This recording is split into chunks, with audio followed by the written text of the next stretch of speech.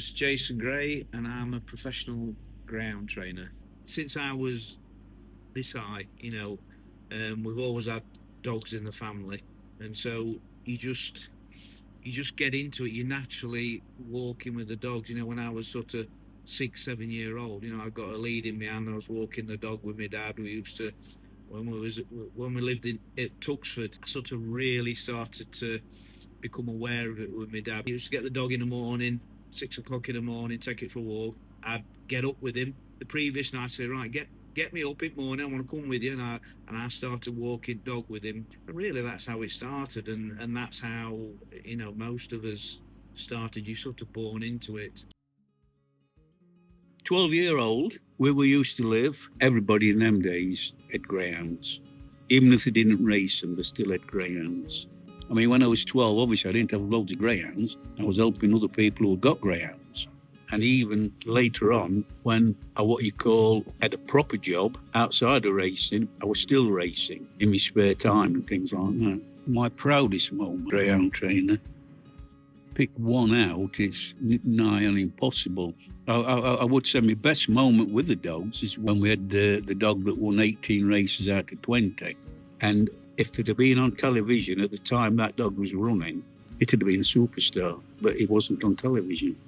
That would probably be one of the proudest moments. In general, I have good owners here. They just let me get on with it. They are owners that have the dogs. They let you get on with it. They put the dogs with me because of my experience, my knowledge, and they want us to train the dogs. And I like to think that the owners can have the say. They pay the bills. The dogs belong to them, so they can have their say. But overall, a good working relationship. Yeah, I think that's how it has to be. My name is Ken Durrant. I'm a greyhound owner and race greyhounds professionally, and I'm also a full-time bus driver. I've always loved greyhound racing and I've always loved greyhounds, and I wanted one many years ago. And it just came about. I joined a syndicate, and owning my own greyhounds is like a dream come true, really. My proudest moments as a greyhound owner are always winning, but also having my dogs running and professional racing. It's fantastic. It's just a buzz that I absolutely love. But my absolute proudest moment is taking the dog to Sheffield and winning on finals night. I've still got 2 racing greyhounds, Kelly's Emerald and Kelly's Jewel. Both of them weren't expensive dogs, but both have done very well. They just keep the buzz and the enjoyment going. 9 retired greyhounds at home, which is absolutely ridiculous and is madness, but I love them. Yeah, I mean, taking them out and giving them some exercise and just keeping them fit really and healthy. And then of course the fun of I actually go to bed with a greyhound every night that sleeps with me and gets most upset if we don't go to bed early. So that's it, it's 100% greyhounds. It's been a great journey. Back in the day when I was in the early 80s, my mum and dad, they bought this plot of land here, and then as we got more dogs, we started building additional kennel blocks to what you can see now, where we can hold about 40 dogs. The routine doesn't change too much. It only changes for the race dogs. The dogs that aren't racing will just have their normal routine.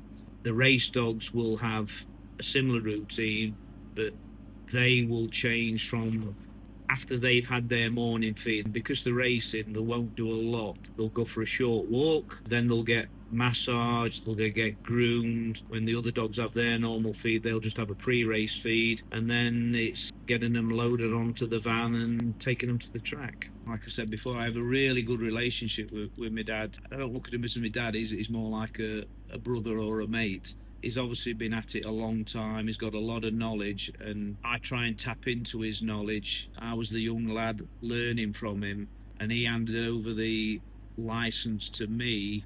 What I'm most proud of is I'd like to think that I've built on what my dad started here from nothing, from absolutely nothing. He built the foundations, and I've just built onto that and improved, and hopefully for the foreseeable future. But I think that's my proudest moment, is carrying on what he started and built it up, and hopefully improved it.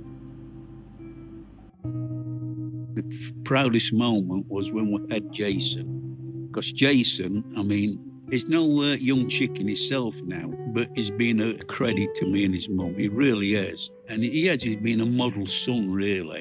And the only reason I shouldn't be saying this is because he'll probably hear this. He will listen to me. He will not always do what I would want him to do. But then again, I wouldn't want him to do that because he knows what he's doing. And I should like to think he's as good or if not better than what I am. And also I think he's a decent lad, even outside the dogs. You know what I mean?